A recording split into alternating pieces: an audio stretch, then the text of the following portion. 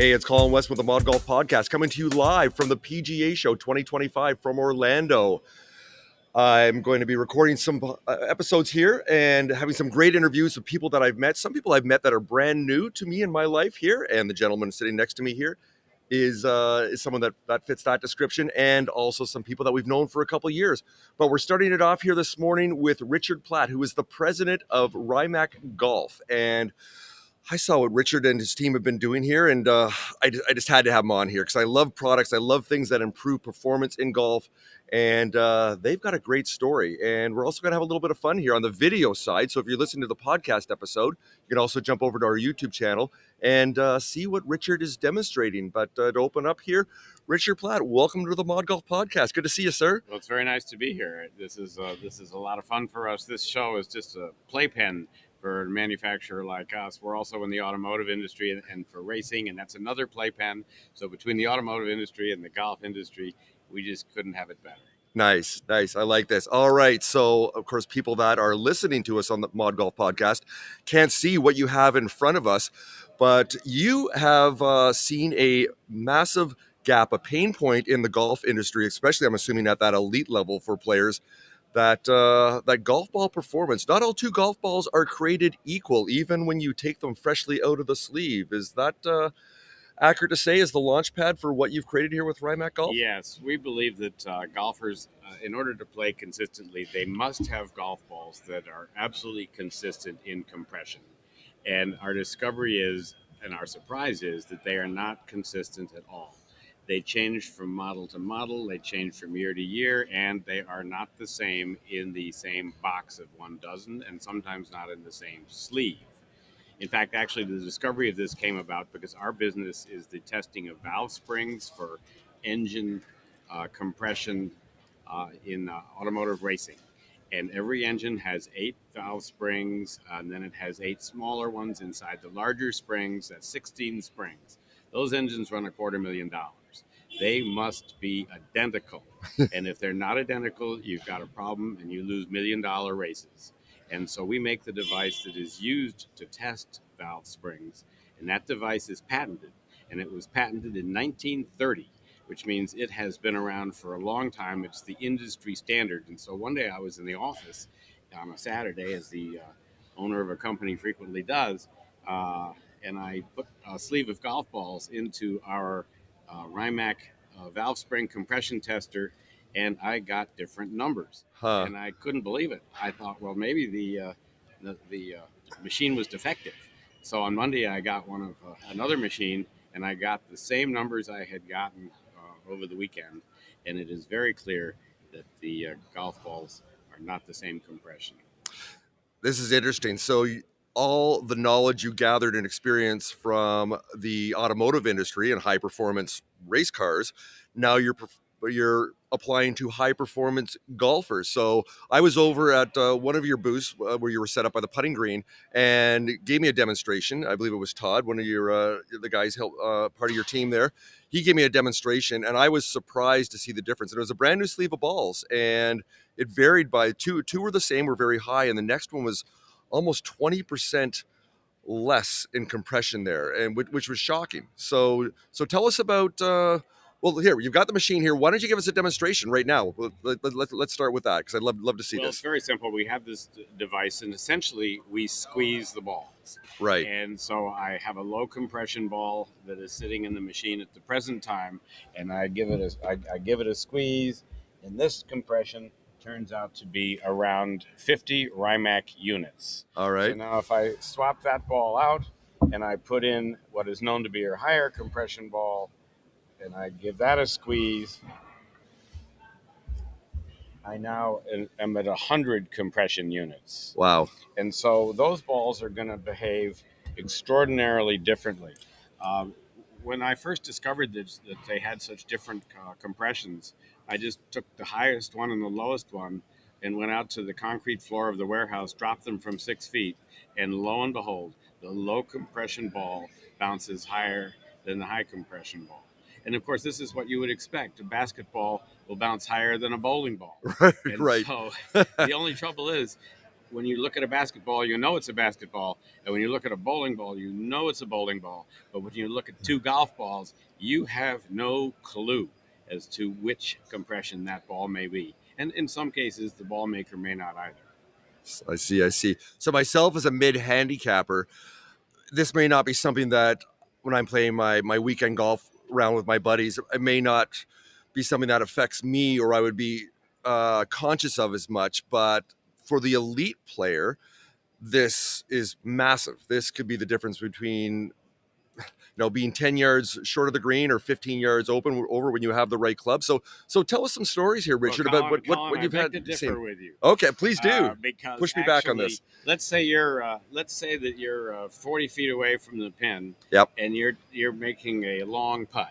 Now you describe yourself as a mid handicapper, right? Yes. So you go ahead and you hit your putt, and guess what? You putted it 6 feet short.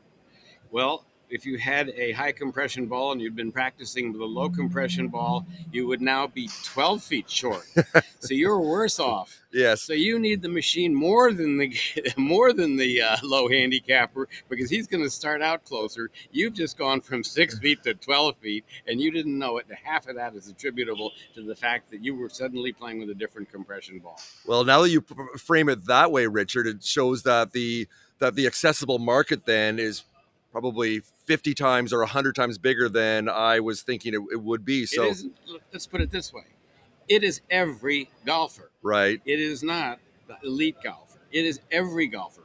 We use the analogy. Can you imagine if I told you that I'm going to sell you a car and I'm going to have a speedometer in there and it's going to say slow, medium, and fast. And that's all your speedometer told you. Now, do you think in the early days they would say, "Oh, well, that's good enough. Only the rich drivers with chauffeurs need a speedometer"? Right. Well, no. Everybody needs a speedometer. When you go pump up your bike tire, do you actually check to see what it might be, or do you just keep squeezing it? No, you have a little tire gauge. Everybody needs a tire gauge. This is the same. You cannot play consistent golf if you do not have consistent balls, no matter how good you are.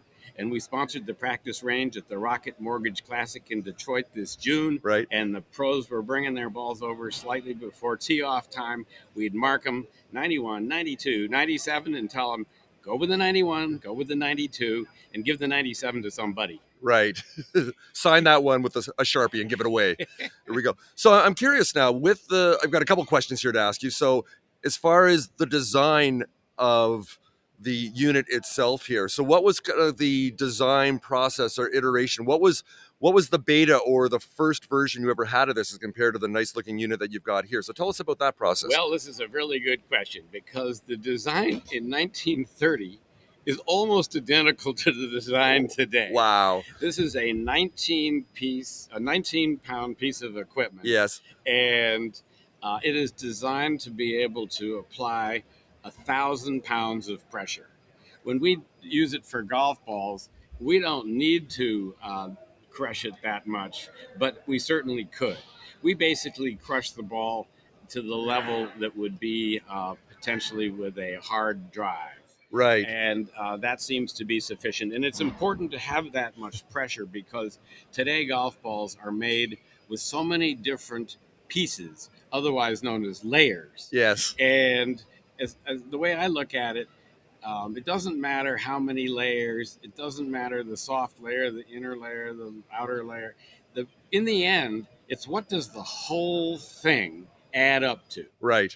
And when you stick it in our machine and you crush it, you are getting the compression of the whole thing. Right. Do people worry about when you put the ball in there and compress it, that it damages it? No, in fact, actually, do you worry when you drive the ball and you hit it 14 times Yes. off the tee? Does it damage it? But actually, Colin, you make another good point. And that is the PGA pros, they change their balls quite frequently during a round. Right. Well, I think that's not going to happen going forward, because every single time they change the ball, they are adding another variation that is a risk to their score. Right. And in fact, actually, I think they're going to tee off on the first hole, and they're going to putt that last putt on the last hole with the same ball, unless they've had the misfortune of losing one along the way. Right. Well, I have that misfortune more than I would like to, so I'm not quite at that level. But to go back to your question about the design of the machine. Yeah. The design of the machine is really based on the design of testing high pressure springs. Right. And so it's optimized for that. And that is a much more challenging assignment than testing the compression of golf balls. And so, frankly, for golf balls, it's way over designed. Right. Right. On the other hand, when people spend thousands of dollars on lessons, thousands of dollars on golf clubs, thousands of dollars on greens fees, to spend $1,500 on a machine that's going to tell them that actually the balls they're using for all of their play may be different, that is probably the biggest single investment that they could make that would improve their game. Got it. So to finish up here, I want to hear a bit about on the business side of here. So tell us about your business model. Do people buy this? Do you lease them? Do you show up at shows? So how does Rimac make money? What do you do? Well, the funny thing is, we really do this because we love golf. Right. We don't need to make money. Isn't that incredible? That's a nice problem not to have. The reason we don't need to make money is we make the same device for spring testing. Right. So we just it's quite complicated to do, but we have to adapt it for golf. Yes. And we sell so many in the other field that this is just riding along on a much bigger automotive demand. And as far as the market, we ultimately think it will be the standard of the industry, and we think a year or 2 years from now, I use the phrase gradually, then suddenly, you will not be able to play consistent golf without knowing you have a consistent ball compression, period. And when people tell me, well, that's really a hard sell, I say, no, it's not. It's really, we have one thing on our side, Colin, and it's the laws of physics. And those aren't going to change anytime soon. No, they're not going to change. And someone who tells us that we have a big hurdle to overcome to convince the market, I don't think it's that big a hurdle. Right. Because you got a lot of constants there that have been around for millions of years, if not billions. Well, and if you take it, you don't really need our machine. If you just take 2 golf balls and you go out and drop them on your garage floor, you take a low compression 50 compression ball and you take a high compression ball and drop it on your garage floor from the same height, they're going to bounce different heights. And that's the biggest sales pitch we have. Nice. So to finish up here, well, one thing we're going to do, you do have we're going to do something fun here with dropping some balls. We're running a little short of time. So what I'll do, I'll circle back to your booth later and we'll film that piece there. I think that'll give us a little more space to do that. Oh, sure. That'll be excellent because really if you go to rimacgolf.com, you can see a lot of the videos, see a lot of the testing, and we'll be able to do that with you. We look forward to it. Excellent. That is rimac.com, rimac.com. No, Rimac Golf.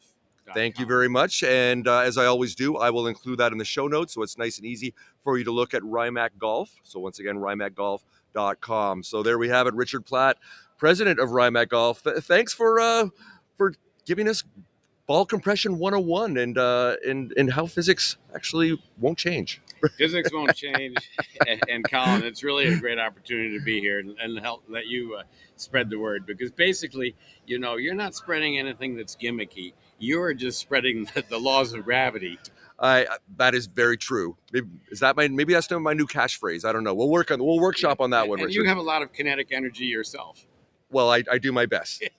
Some potential energy too, I've heard too. Yes, you do. Your potential is there, but your realized energy is significant, I've noticed. I'll take that as a compliment. Yeah. There we go. Richard Platt, thanks so much for joining us today on the ModGolf podcast at the PGA Show Live. Thank you.